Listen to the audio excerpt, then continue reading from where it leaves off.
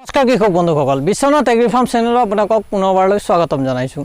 মই আজি আপোনালোকক দেখুৱাম নেমু খেতিৰ কেনেকৈ যত্ন ল'ব লাগে। মই ক্ৰমান্বয়ে নেমু খেতিৰ ওপৰত বিভিন্ন ধৰণৰ ভিডিঅ' দি আহিছোঁ। নেমু পুলি ৰোপণৰ পৰা আপোনাৰ সাৰ কেনেকৈ দিব লাগে, কি যত্ন ল'ব লাগে, কি ঔষধ প্ৰয়োগ কৰিব লাগে, সকলোখিনি ভিডিঅ' মই আপোনালোকৰ আগত লৈ আহিবলৈ চেষ্টা কৰিছোঁ। যদি আপোনালোকে মোৰ ভিডিঅ'বিলাক চোৱা নাই তেনেহ'লে চাব পাৰে, আৰু মোৰ যদি চেনেল আপোনালোকে ছাবস্ক্ৰাইব কৰা নাই তেনেহ'লে ছাবস্ক্ৰাইব কৰি ল'ব, আৰু লগতে কাষত থকা বেল আইকনটো বজাই দিব যাতে পৰৱৰ্তী ভিডিঅ'বিলাকৰ নটিফিকেশ্যন আপুনি পাই থাকিব পাৰে।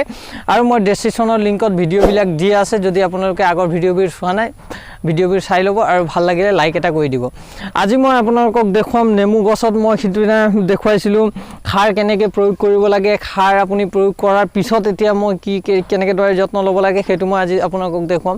কিয়নো এতিয়া খৰালি ছিজন আৰম্ভ হৈছে, খৰালি কাল এতিয়া আৰম্ভ হৈছে। এতিয়া আপোনাৰ ক্ৰমান্বয়ে বৰষুণ দিবলৈ এৰিব, আপোনাৰ ৩-৪ মাহলৈকে ক্ৰমান্বয়ে বৰষুণ কমি যাব, আৰু মাটিৰ দ্বাৰা কি হ'ব, আমাৰ শুকান একদম হাৰ্ড হৈ যাব। তাৰ ফলত কি হয়, নেমু গছে পানী মাটিৰ পৰা শুহি ল'ব নোৱাৰে, ফলত গছবিলাক অলপ হালধীয়া পৰি যায়, বা গছত আপোনাৰ ফল অহাত বিভিন্ন ধৰণৰ বাধা আহিব পাৰে। এয়া চাওক, মোৰ গছত এইটো 2 বছৰীয়া গছ হয়, কিমান ধুনীয়া গছ হৈছে। কিয়নো মই ইয়াত সময়ত সাৰ যোগান ধৰি আছোঁ, সময়ে ইয়াত পানীৰ মই যোগান ধৰোঁ।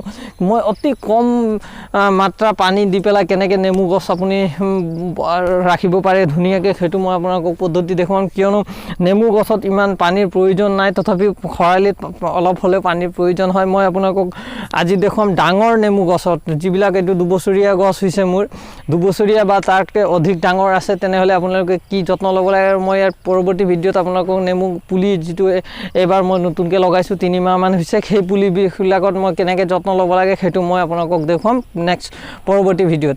আজি মই এতিয়া আপোনালোকক দেখুৱাইছোঁ। এয়া চাওক, মই যেতিয়া সাৰ যোগান ধৰিলোঁ, সাৰ যোগান ধৰাৰ পিছত মই প্ৰথমতে এইটো চাফা কৰি লৈছিলোঁ। চাফা কৰি মই ইয়াত সাৰ যোগান ধৰিছোঁ। সাৰ যোগান ধৰাৰ পিছত মই কি কৰিলোঁ, এয়া চাওক, এইটো মই মালচিং বুলি কয়, যে সাধাৰণতে খেতিয়কে ডাঙৰ খেতিয়ক যিবিলাক থাকে, বা আমাৰ বাহিৰৰ যিবিলাক কাণ্ট্ৰি থাকে, বাহিৰৰ দেশবিলাক থাকে, বা আমাৰ অসমৰ বাহিৰতো এনেধৰণৰ মালচিং পদ্ধতিৰে খেতি কৰে, য'ত নেকি প্লাষ্টিক এটা পায়, সেই প্লাষ্টিকটো তলত পাৰি দিয়ে। তাৰ ফলত এটা কি বেনিফিট হয়, এয়া চাওক, ইয়াত মোৰ বন জংঘল ইয়াত গজিছে, এইবিলাক জংঘল ইয়াত গজা আপোনালোকে দেখা পাইছে। কিন্তু ইয়াৰ চাৰিওফালে চাওক গুৰি, তাত কিন্তু বন জংঘল নাই বুলিয়ে ক'ব পাৰি। 1-2টা আপোনাৰ গজিছে, এইটো মই উঘালি পেলাই এইটো মৰি যাব। কিয়নো চাওক, মই ইয়াত এনেদৰে কলৰ থোক যেতিয়া কাটি আমি গছটো অযথা এনে পেলাই থৈ দিওঁ, বা তাতে আমি এৰি দিওঁ, সেই গছটো মই কি কৰিছোঁ, কাটি আনি টুকুৰা কৰি এনেদৰে মই ইয়াত পাৰি দিছোঁ। পাৰি দিয়াৰ লগে লগে কি হ'ল, বস্তুটো চাওক মোৰ ইয়াত কেনেকৈ চেঁচা হৈ থাকিব। এতিয়া মাটি এমাহলৈকে যদি আপোনালোকে ইয়াত পানী প্ৰয়োগ নকৰে বা পানী নিদিয়ে, এইটো কিন্তু নুশুকায়।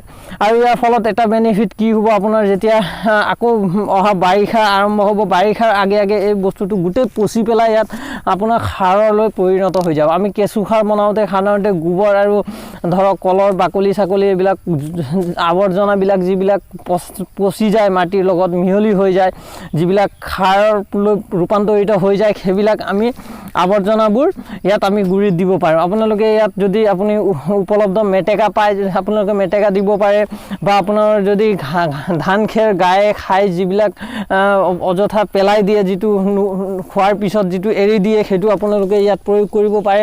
বা আপোনালোক ঘৰত যদি তেনেকুৱা তামোলৰ ঢকুৱা যদি বেছিকৈ আছে, তামোলৰ ঢকুৱা তেনেকৈ পাৰি দিব পাৰে। বা আপোনালোকে কলৰ পাত, এয়া চাওক, মই ইয়াত কলৰ পাতো এনেকৈ যিবিলাক পাত আছিলে পাতবিলাক শুকাই যোৱা, বা কেঁচা পাতো আপোনালোকে যিবিলাক বস্তু পচি যায় সেইবিলাক দিলে আপোনাৰ 2টা বেনিফিট হ'ব। আপোনাৰ সাৰৰ যোগান হ'ব 1 নম্বৰতে, আৰু 2 নম্বৰতে আপোনাৰ কি হ'ব, ইয়াত জংঘল নগজে।